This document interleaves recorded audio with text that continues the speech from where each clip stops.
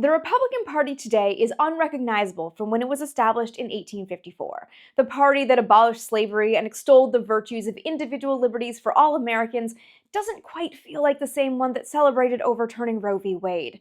The same is true of the Democrats. The party of slave-owning secessionists and segregationists is hardly the party that today stands for minority, women's, and trans rights, to name a few. Both parties have evolved, but the big change came in the mid-20th century with the party flip, which is not a myth like I've seen some people claim. As a mid-century historian, I almost exclusively work in this politically strange era where nothing aligns with what we know today, and the lines aren't quite as black and white as readers expect.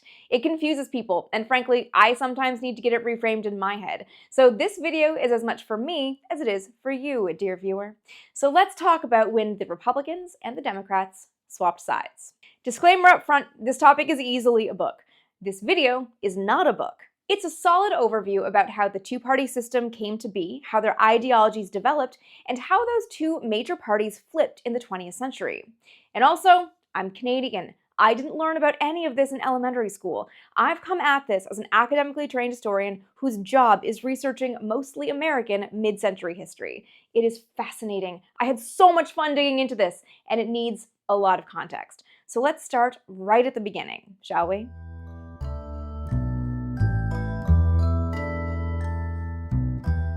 The American Revolution ended in 1783 with the fledgling United States proudly independent from British rule, but shaky. The 13 states that had fought were brought together under the Articles of Confederation of 1777 that allowed each to self-govern as part of a larger energetic republic. But economic flux and population shifts brought uncertainty and insecurity, and just 3 years later, the states started clashing. Foreign and domestic merchants demanded short timeframes for loan repayments, which put the onus on average Americans. Farmers lost land to debt collectors. Military veterans weren't compensated. Massachusetts was embroiled in conflict. Rhode Island was printing devalued paper money to meet demands. Vermont was just rebelling. The Articles of Confederation weren't enough to keep the Union together.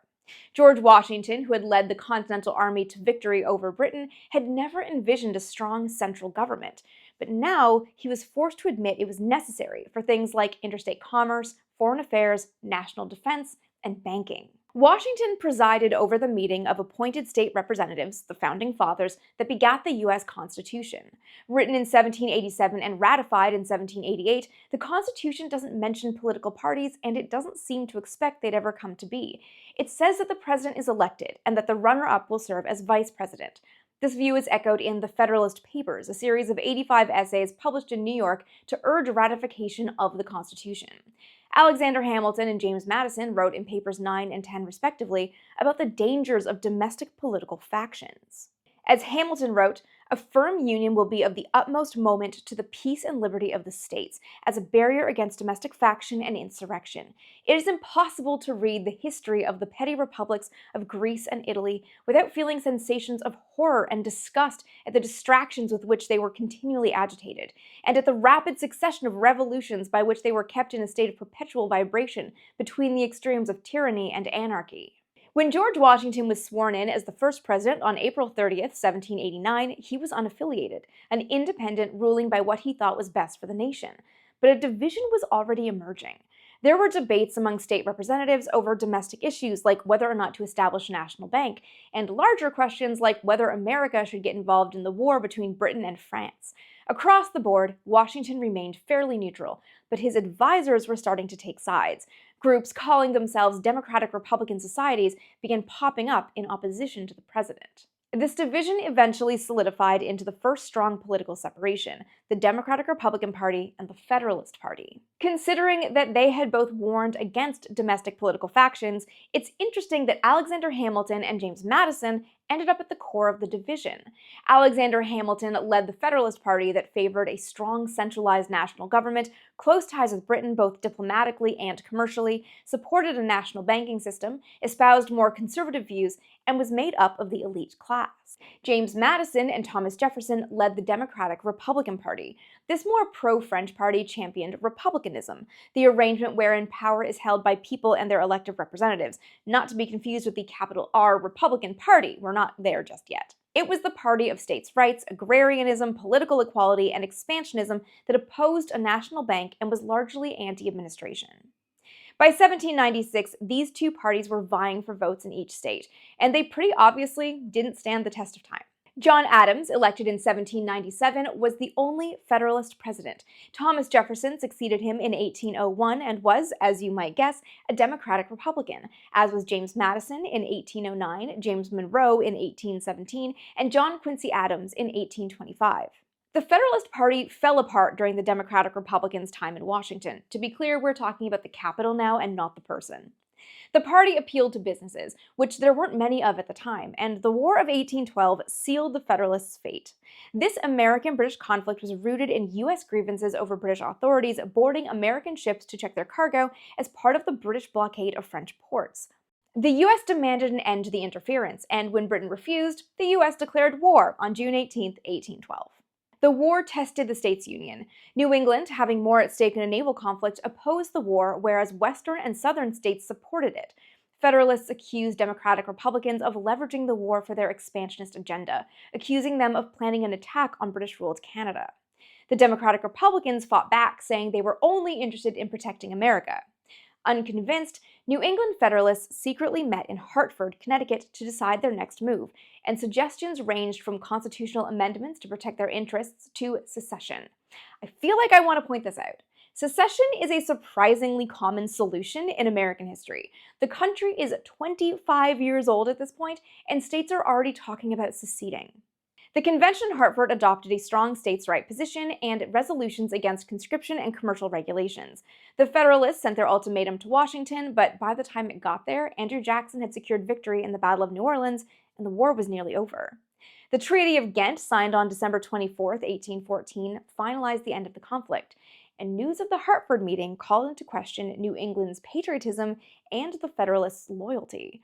The party's popularity waned to nothing. America then entered into what is sometimes called the Era of Good Feelings, roughly from 1816 to 1824. Often linked to James Monroe's presidency, there was only one party, the Democratic Republicans, and it was a time of peace during which Americans could finally pay attention to themselves instead of distant European affairs. Some historians note that it's the first time America ever really had a sense of nationalism, but it didn't last. By 1820, cracks were starting to fracture the Democratic-Republican Party around the linked issues of slavery and expansionism, which led to party disagreements about the next presidential candidate. The era of good feelings was really just a lull between leadership clashes. So let's recap to this point. After Founding Fathers Alexander Hamilton and James Madison warned against political factions in the Federalist Papers, they led the country's first political split. The Democratic-Republican Party favored states' rights, agrarianism, political equality, and expansionism, and was largely anti-administration. The Federalist Party, which had already fallen apart by this point, favored a strong, centralized national government that included a national bank, espoused more conservative views, and appealed to the elite class. But just because the Federalists weren't a party anymore, it doesn't mean those people disappeared.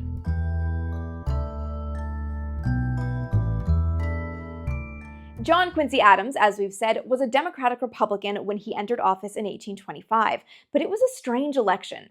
He'd run against three other members of his own party, Andrew Jackson, William H. Crawford, and Henry Clay, and when no one won a majority, Adams was elected by the House of Representatives on February 9, 1825. The four-way race within the party spoke to new developing factions, Adams men backing John Quincy Adams and Jackson men backing Andrew Jackson. The Adams men formally separated and gave themselves a new name, National Republicans. Made up of mainly ex-Federalists, I told you they weren't going anywhere, the new National Republican Party espoused an historic nationalistic outlook and a desire to use national resources to build a strong economy through a university, a naval academy, and an astronomical observatory. The National Republicans saw the Union as a corporate organic whole. This means John Quincy Adams entered the White House as a Democratic Republican and left as a National Republican. Jackson men similarly broke off and created their own new party, the Democratic Party, that supported many of the old Jeffersonian principles, an alliance with France over Britain, states' rights, agrarianism, political equality, expansionism, and anti-administration. Andrew Jackson moved into the White House in 1829, the first Democrat president, courtesy of a well-funded campaign that reached voters at a state level, politicians, and journalists. It was the first truly organized run for office and marked a shift in how politics was done. Campaigning became a business. In the wake of Jackson's election, anti-Jackson men flocked to the National Republican Party. These were now disenchanted Democrats, members of a short-lived anti-Masonic party, and the last vestiges of the Federalists. Together, they formed a new party, the Whig Party. The name came from the unfavorable comparison of King Andrew to King George III, who ruled in Britain during the American Revolution. In a very short time, the dueling Democratic Republicans and Federalists were replaced by the equally dueling Democrats and Whigs. The Democrats maintained their commitment to an agrarian society as well as their opposition to centralized government and large federal programs that they felt threatened individualism. The party also opposed government spending and the kinds of favoritism that benefited special interest groups or created corporate monopolies that favored the rich. Overall, the party had a very laissez-faire attitude. The Whigs, on the other hand, believed in the supremacy of Congress and policies of modernization and economic protectionism. It was against slavery and in favor of protecting Native people and land. It believed in protective tariffs, national banking, and federal aid to grow national wealth and improve living conditions for all people. Democrat Martin Van Buren followed Jackson into the White House in 1837. Then came Whig William Henry Harrison in 1841, the president who famously died in 30 days. His vice president, Whig John Tyler, took his place, and this one got weird. Tyler was a former Democrat, a defender of slavery, and an advocate for states' rights who had only been on Harrison's ticket to attract Democratic votes. Now in power, he rejected Whig legislatures so completely that the Whigs rejected him right back, becoming an unruly mob that stormed the White House, threw rocks through the windows, and burned Tyler in effigy. His cabinet resigned, leaving him a president without a party. Things went back and forth for a few terms after Tyler. James Polk was a Democrat in 1845. Zachary Taylor was a Whig in 1849, as was his vice president, Millard Fillmore, who took over after Taylor's sudden death in 1850. But the Whigs were starting to fall apart. All of the disparate groups that had been brought together over their dislike of Andrew Jackson ultimately held different overarching goals and ideals, and a major divide was worsening over slavery.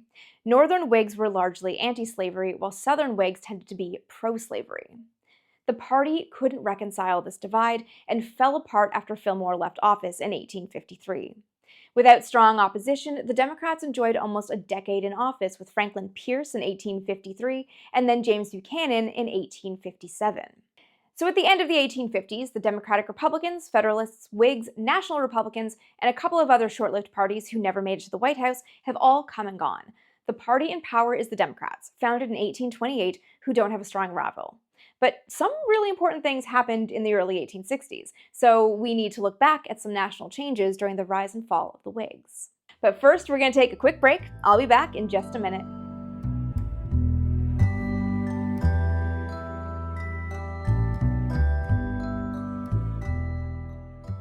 While the Federalists, Democrats, and Whigs were fighting it out in Washington, the landscape of the United States was changing, quite literally. Colonies that weren't part of the original 13 states were admitted into the Union, and land that British or French settlers and colonists had previously laid claim to was either bought or acquired through war. A new problem was developing of how to govern an increasingly varied nation. In 1803, the Louisiana Purchase saw the United States buy over 828,000 square miles of land from France for $15 million, land that now makes up most or all of the 15 states between the Mississippi and the Rocky Mountains. On March 6, 1820, the Missouri Compromise admitted Missouri and Maine into the Union, the former a slave state and the latter a free state. The compromise part came in with a new law that prohibited slavery in the remaining lands of the Louisiana Purchase north of the 36.5 parallel, the latitude line 36.5 degrees north of the equator. This created a formal divide between slave states and free states. Slavery was a major issue again in 1846 with the Mexican-American War that was all about Texas. The Republic of Texas had won independence from Mexico in 1836, but the United States had never annexed the land. John Tyler tried, but the measure never got past the Senate because admitting Texas into the Union would have disrupted the slave state-free state balance put forth by the Missouri Compromise. Tyler managed to pass a congressional resolution that was signed into law on March 1, 1845, just 4 days before James Polk took office. Under Polk, Texas became a state on December 29, 1845, but there was a border dispute. The U.S. claimed the Rio Grande was the border, and Mexico maintained it was the Nueces River. Polk sent U.S. troops to its border, Mexico responded sending troops to its border, Polk called it an invasion, and declared war. The Mexican government surrendered after 2 years. The war officially ended on February 2, 1848, with the Treaty of Guadalupe Hidalgo, and the border was set at the Rio Grande. The treaty also saw 525,000 square miles added to the United States for $15 million, land that makes up Arizona, California, Colorado, Nevada, New Mexico, Utah, and Wyoming.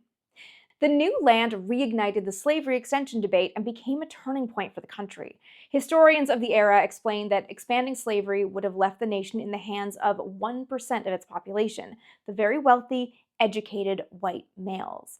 Those who opposed slavery did so on moral grounds, but they were also concerned about their own future rights. They wanted an America that allowed equal opportunity for all, themselves included. The question of slavery in the new territories was a major issue in 1854 with the Kansas-Nebraska Act. The initial question was where to route a new transcontinental rail line through the Western Territories. Should it go north through Chicago and Nebraska, or south through Texas? In effect, should it pass through free states or slave states?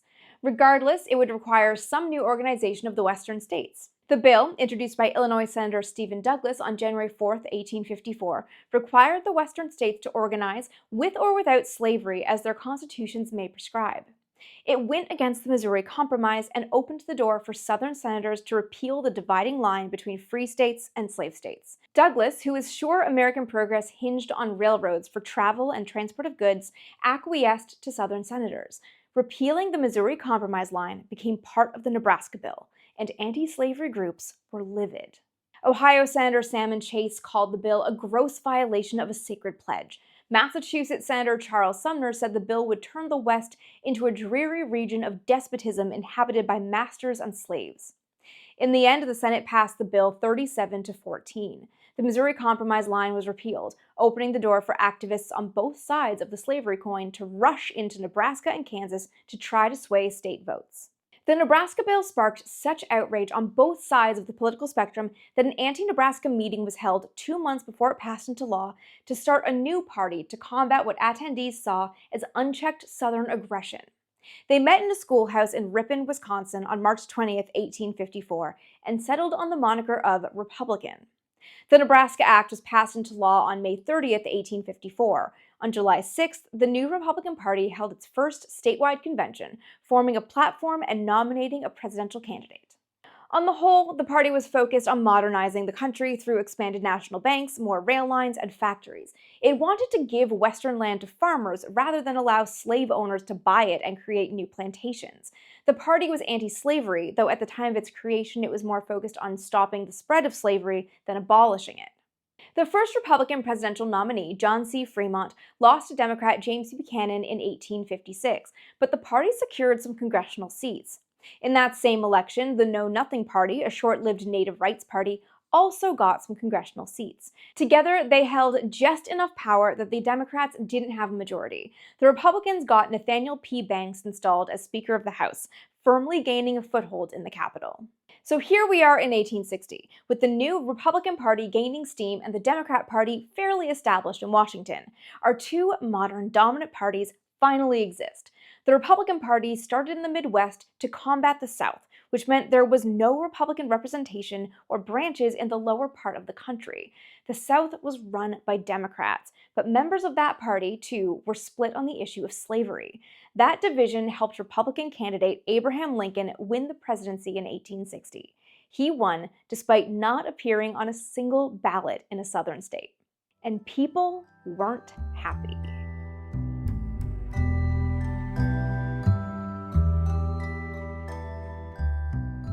Lincoln inherited a country hugely divided over many things, including economic policies, cultural values, and the role of federal government. But by far, the most divisive issue was slavery. When Lincoln won the presidency, South Carolina felt its way of life was being threatened.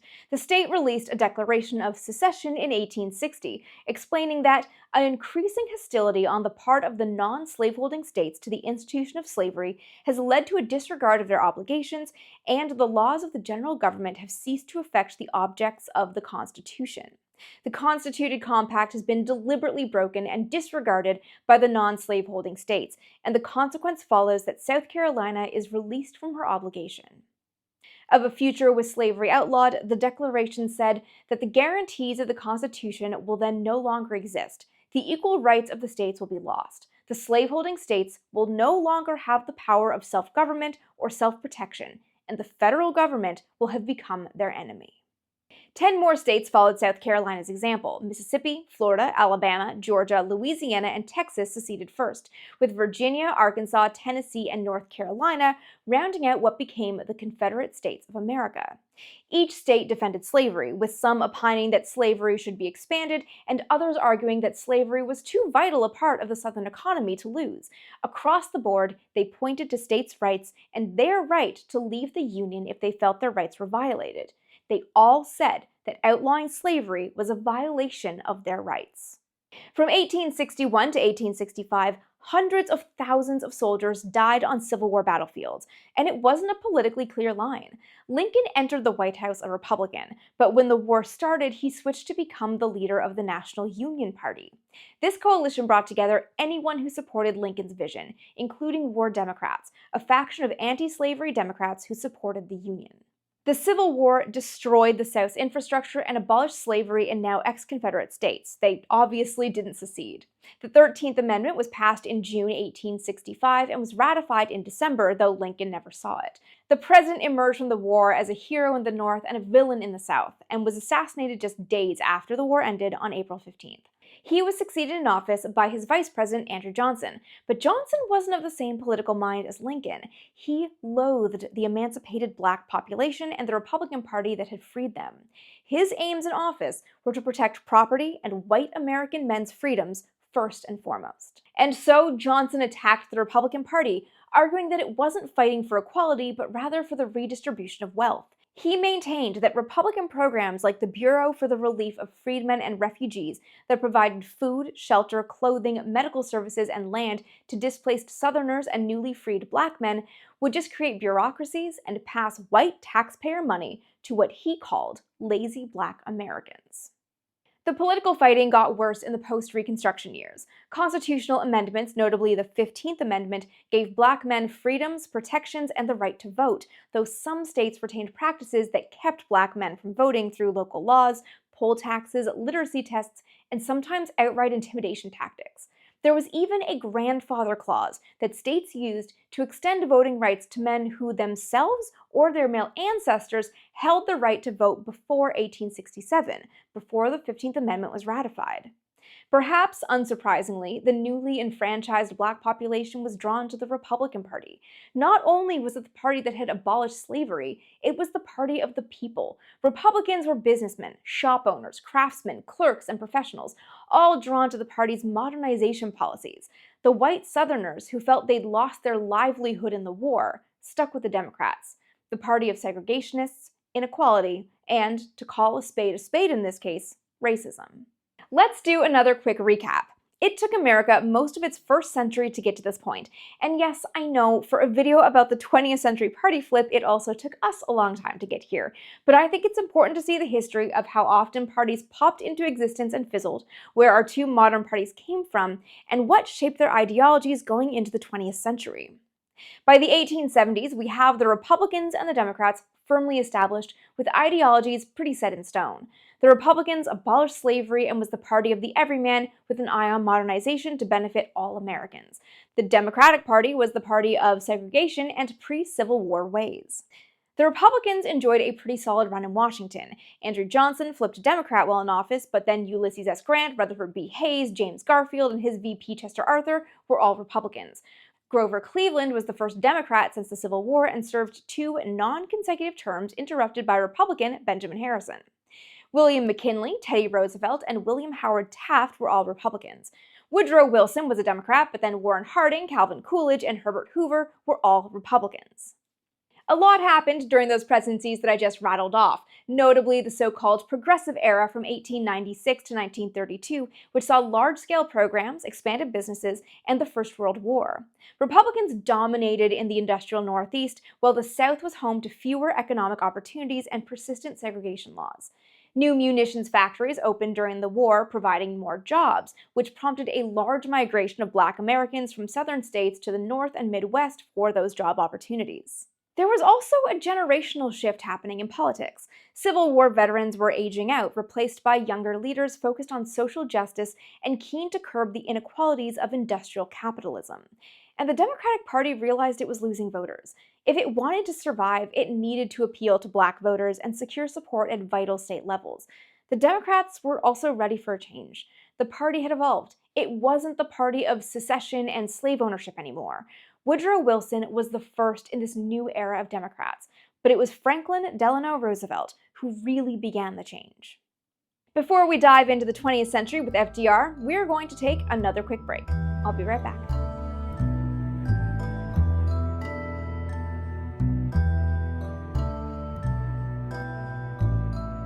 When the Great Depression hit in 1929, unemployment spiked and poverty rose nationwide.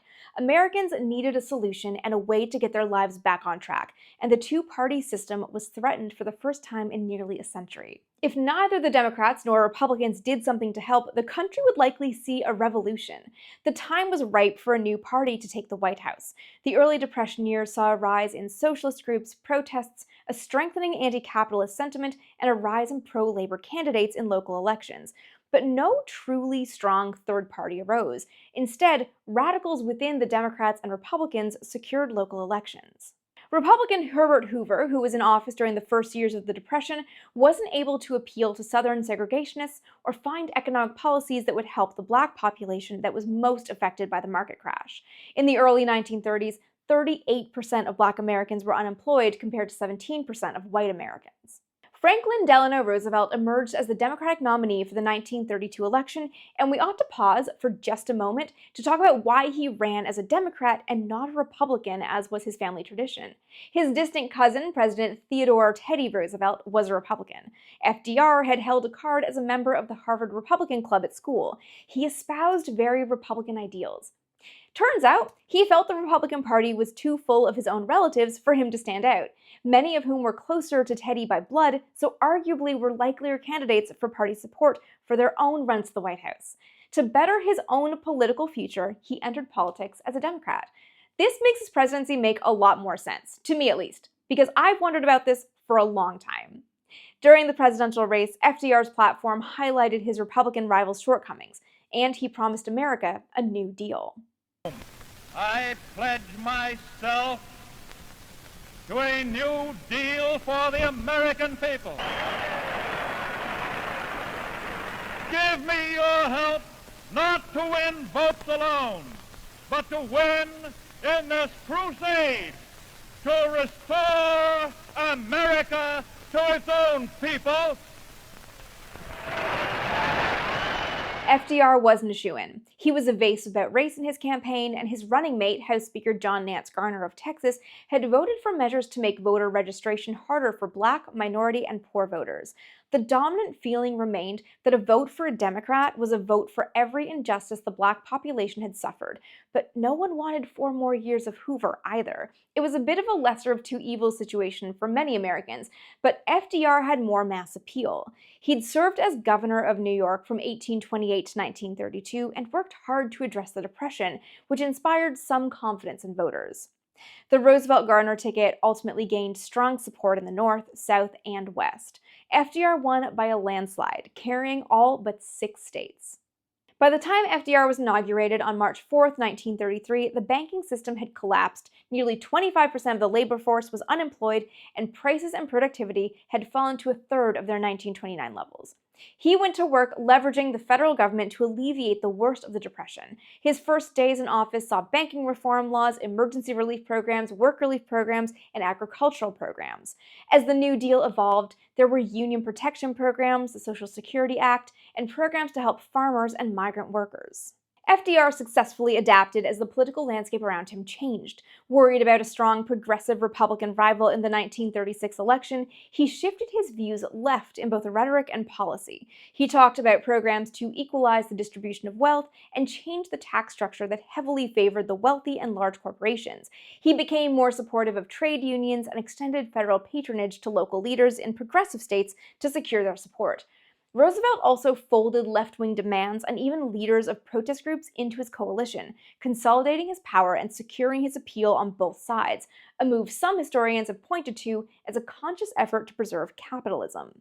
And importantly, the black population that hadn't really trusted Roosevelt when he was first elected started to trust him.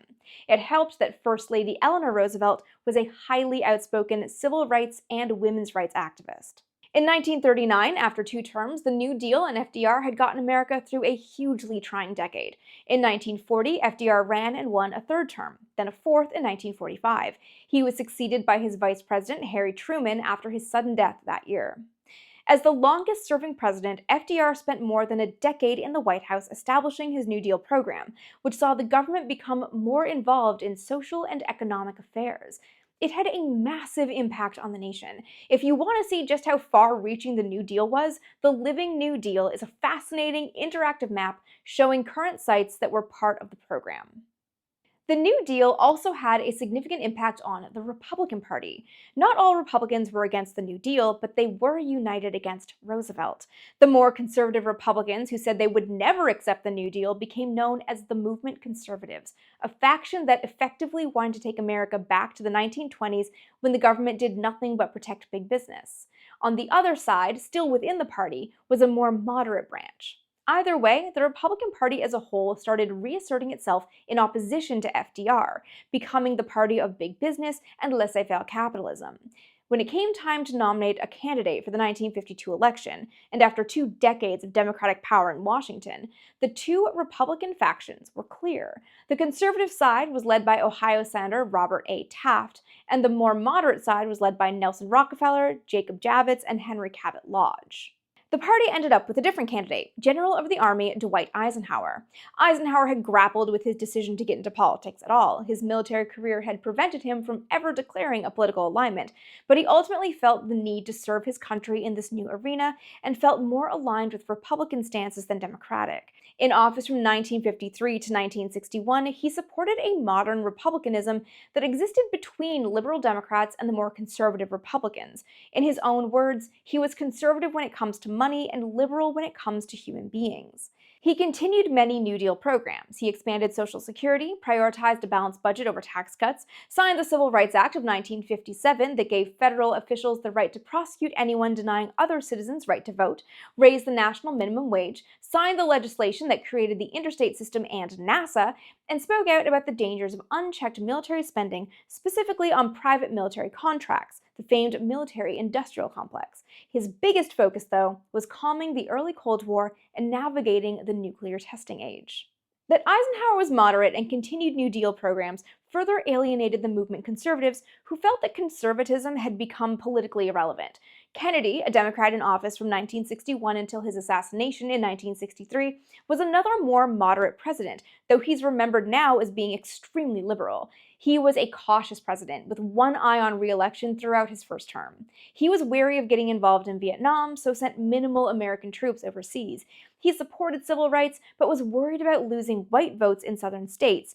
As such, he never worked closely with Martin Luther King Jr., despite the activist pleas for federal aid in turning his message and vision into action. He sponsored an across-the-board tax cut that ended up serving as Ronald Reagan's model for his 1981 tax cut. Lyndon Johnson took over after Kennedy and worked quickly to make his mark. He passed legislation to protect national resources to maintain the American quality of life. He extended FDR's New Deal, funding education and health programs, including Medicare and Medicaid, both of which had bipartisan support and are still in place today. His vision, similar to FDR's, was establishing a great society. But America was struggling. LBJ committing American troops to Vietnam sparked nationwide protests. Pushback against desegregation led to race riots. His more progressive actions drew the ire of economic and social conservatives, specifically alienated white voters and tax revolters. LBJ's time in office led to a political polarization between parties that historians have called a conservative counter-revolution. The movement conservatives got slightly more extreme and a little bit stronger. Let's pause and recap one more time, because we're at a very important juncture. FDR running as a Democrat in 1932 to boost his chances shifted the Democratic Party from its segregationist past to the party of the people. Backlash against the New Deal fractured the Republican Party into two groups, the movement conservatives and the moderates. But across the board, both parties in Washington are more or less moderate, and the lines aren't firm. During his campaign for re-election, LBJ introduced the Civil Rights Act of 1964, legislation as important for the country's development as it is for the party's flipping ideologies and the fracture of the Republican Party. Though the act had bipartisan support, there were still some who opposed it, including Arizona Senator Barry Goldwater. In 1964, Goldwater, the Civil Rights Act, and the movement conservatives are three puzzle pieces just inches away from joining. So let's put them together.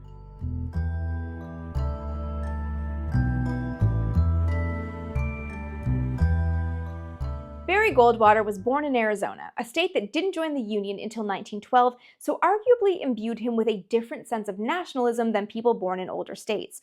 Initially interested in a military career, Goldwater was forced to take over the family business, Goldwater's department store, in the 1940s. In 1949, he entered politics via a seat on the Phoenix City Council before becoming a senator in 1952. He preached modern conservatism that heavily emphasized individualism, protection of private property, anti-communism, and a distrust of centralized power. Goldwater didn't have firm presidential intentions when he published his political creed in a small manifesto, The Conscience of a Conservative, in 1960. The book became a bestseller and a new Bible for conservatives. In it, Goldwater writes that civil rights, labor relations, and welfare all require the utmost vigilance and care to keep political power within its proper bounds. He points continually to the Constitution, arguing that it needs to be the rule of the land, not the modern decisions by lawmakers, courts, or politicians. He gives an example in discussing Brown v. Board of Education. In that landmark case from 1954, Goldwater cites Chief Justice Warren as saying, "We cannot turn the clock back to 1868 when the 14th Amendment was adopted. We must consider public education in the light of its full development and its present place in American life through the nation." To that, Goldwater writes, "The court said that what matters is not the ideas of the men who wrote the Constitution, but the court's ideas. The Constitution is what its authors intended it to be and said it was, not what the Supreme Court says it is.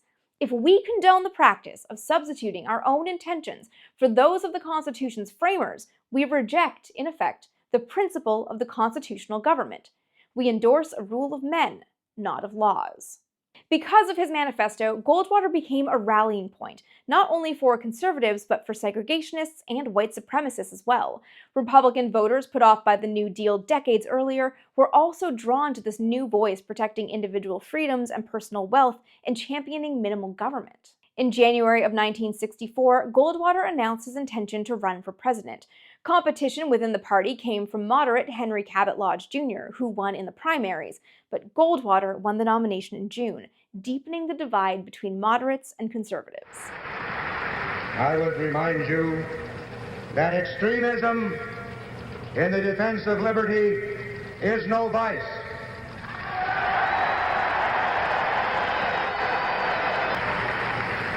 And let me remind you also that moderation in the pursuit of justice is no virtue. His "don't tread on me" philosophy appealed to voters who felt they had less control over their own lives and businesses than they would have if it hadn't been for FDR and the New Deal. During his presidential campaign, Goldwater voted against the 1964 Civil Rights Act, arguing it infringed on individual freedoms. He ultimately believed it was each state's own right to decide on segregation, pointing to the Founding Fathers' vision of America that kept certain civil rights down.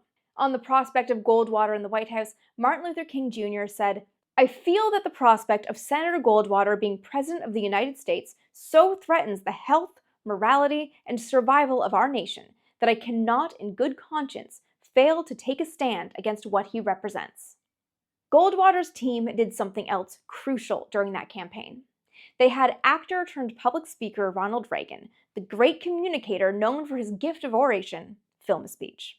The full power of centralized government. This was the very thing the Founding Fathers sought to minimize. They knew that governments don't control things. A government can't control the economy without controlling people. And they know when a government sets out to do that, it must use force and coercion to achieve its purpose. They also knew, those Founding Fathers, that outside of its legitimate functions, Government does nothing as well or as economically as the private sector of the economy. The speech, as Reagan called it, or more properly, A Time for Choosing, was a hit, and donations to the Republican Party skyrocketed after it aired on October 27, 1964. But it wasn't enough. Goldwater lost the election, but the campaign did bring some victories, though they weren't immediately obvious. It sparked new trends for the movement conservatives that emphasized championing small government and individual freedoms, and they started eyeing Ronald Reagan as their next candidate, but he would have to wait. In 1969, Richard Nixon, Eisenhower's former vice president, brought the Republicans back into the White House. Nixon's presidency coincided with a significant dip in Americans' faith in government. The war in Vietnam was worsening. The Cold War was at a point of détente, slightly, but it wasn't going anywhere. And civil unrest remained high. In this landscape, Nixon appealed to a voter base that resented civil rights and was fed up with anti-Vietnam protests and the growing hippie movement. He appealed largely to white, working-class people who weren't college-educated and had some ties to religious communities. With Nixon, the country really started separating into us versus them. You're either with Nixon or against Nixon. Heather Cox Richardson, an historian from Boston College whose newsletter I strongly recommend, puts the Nixon election very succinctly. It's that election that you really get the power of this racial backlash taking over the Republican Party and creating a wedge that is going to allow movement conservatives to take the party over by 1980 with the election of Ronald Reagan. Nixon was succeeded by his vice president Gerald Ford, a moderate Republican from the old guard in the wake of the Watergate scandal. Democrat Jimmy Carter was elected in 1976. These three men presided over some pretty major events: the Equal Rights Amendment, Roe v. Wade, the Arab oil embargo, Nixon's resignation, the nuclear disaster at 3 Mile Island, the Iranian hostage crisis, and the Soviet invasion of Afghanistan. All the while, the Republicans worked on softening their outward conservatism and honing their next candidate, Reagan.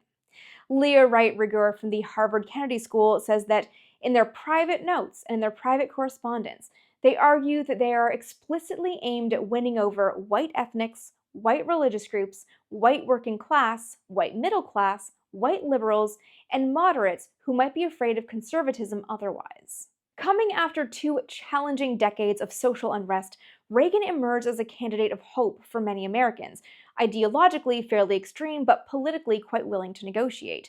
He inspired confidence in public speeches with promises of making America great again. That's what we owe ourselves and our children. That's why I'm running for president. Only one man has the proven experience we need: Ronald Reagan for president. Let's make America great again. He won in 44 states. This video isn't about Reagan's presidency or its lasting effects on the modern political landscape. For the purposes of our narrative today, Reagan's election as president in 1980 is the end of the flip. With Reagan, the movement conservatives found their excellent leader, someone whose oratory skills alone inspire confidence, and the party has been moving more in that direction ever since. And it sparked an equivalent reaction from the Democrats. Since the Nixon presidency, both the Democrats and Republicans have moved further away from the center line. Many political scientists argue that the Republicans have gone the furthest, becoming so extremist and so focused on the idea that government shouldn't do anything but protect business, support a strong military, and protect Christianity, that governing is barely on the docket. Moderate Republicans and Democrats, of course, exist, but at this point they're pushed to the fringes of their own parties. The middle ground, where the parties could agree on citizens' best interests, is virtually empty, as both sides have been increasingly reactionary to one another.